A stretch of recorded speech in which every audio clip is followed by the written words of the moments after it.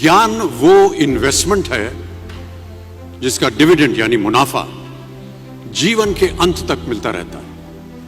मैं ऐसा मानता हूं कि एक सामान्य जिंदगी जीने के लिए इंसान को रोटी कपड़ा और मकान के अलावा अगर किसी चीज की सबसे ज्यादा जरूरत होती है तो वो है शिक्षा, एजुकेशन।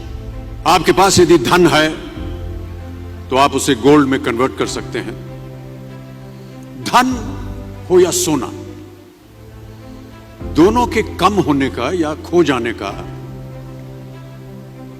डर हो सकता है, पर यही धन को अगर हम नॉलेज में कन्वर्ट करते हैं तो वो कभी कम नहीं होगा और ना ही उसकी चोरी हो सकती है। देखिए, जीवन में मुझे बहुत सी बातों ने प्रभावित किया है।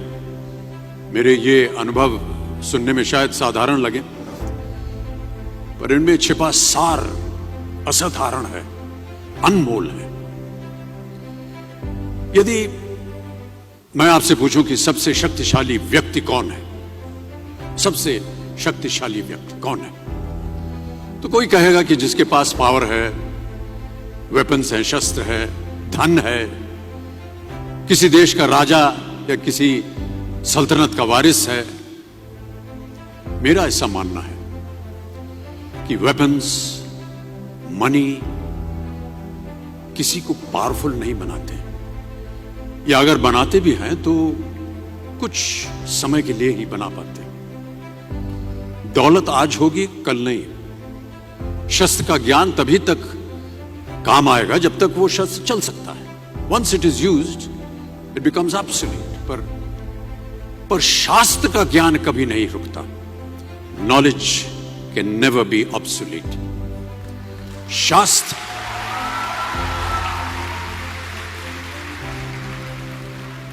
शास्त्र ज्ञान शस्त्र ज्ञान से ज्यादा असरदार, प्रभावशाली और शक्तिशाली होता है।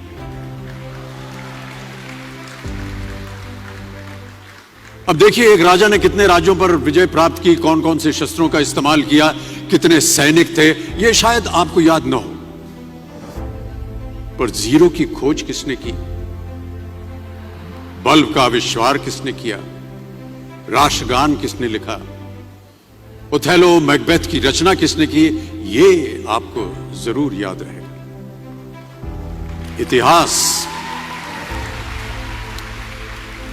इतिहास गवाह है कि एक राजा अपनी शक्ति के बल पर केवल वहीं तक पूजा जाता है जहां तक उसका साम्राज्य फैला होता है। वो केवल अपनी प्रजा का प्रिय होता है, पर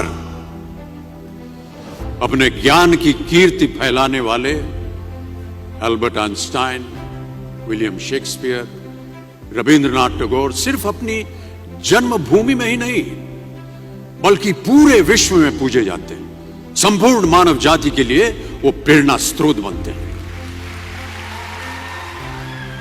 ज्ञान का धनी व्यक्ति हमेशा ही सम्मान और आदर योग्य होता है, क्योंकि ज्ञान वो कवच है, वो शील्ड है जो आपके जीवन में आने वाली कठिनाइयों से आपकी रक्षा करेगा। फिर किसी भी शस्त्र की आपको आवश्यकता नहीं होगी। दो चीजें इंसान यदि अपने जीवन में एक बार सीख लेता है तो वो उसे कभी भूलता नहीं।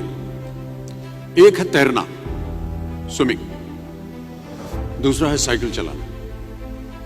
सालों बाद भी अगर आप इन क्रियाओं को करेंगे तो कभी भी इस बात की चिंता नहीं होगी कि आपको स्विमिंग करना या साइकिल चलाना याद है कि नहीं। You will confidently do it.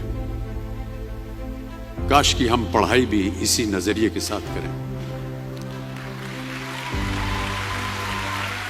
that when you will chase knowledge, numbers will always follow. देखिए, महाभारत में जब गुरु द्रोणाचार्य ने एकलव्य को अपना शिष्य मानने से और अपने गुरुकुल में लाने से इनकार कर दिया था, तो एकलव्य ने क्या किया, अपने गुरु की प्रतिमा, एक मूर्ति बनाई और केवल उस मूर्ति से प्रेरणा लेकर ही धनुर्विद्या सीखने में वही सफलता प्राप्त की जो बाकी योद्धाओं को द्रोणाचार्य के गुरुकुल में रहकर हुई। उस प्रतिमा के रूप में एकलव्य को हमेशा अपने गुरु के पास रहने का एहसास था।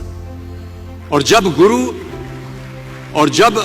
गुरु साथ में हो तो सफलता हासिल करने से आपको कोई भी नहीं रोक सकता है।